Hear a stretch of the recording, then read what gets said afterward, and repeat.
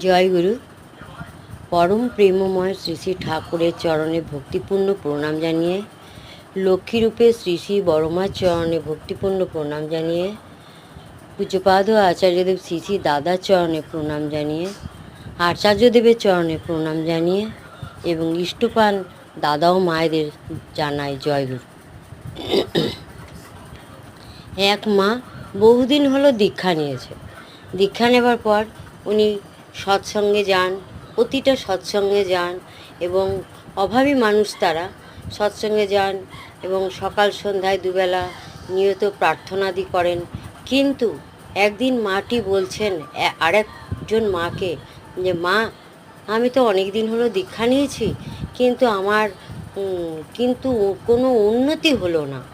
তখন আরেকটি মা বলছেন, আপনার কোনো উন্নতি হয়নি? না।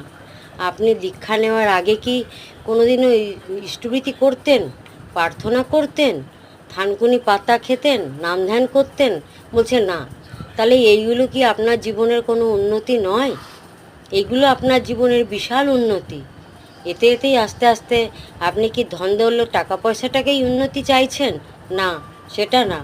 আসল উন্নতি হচ্ছে ঠাকুর আমাদের সব থেকে বড় দেন যে মনের শান্তি। শান্তিটা হচ্ছে আসল। আস্তে আস্তে ঠাকুরের নিয়ম নীতিবিধান ঠিক মতন পালন করলে ঠিকই আপনি আপনার জীবনের উন্নতি পাবেন, সমস্ত দিক থেকে উন্নতি পাবেন।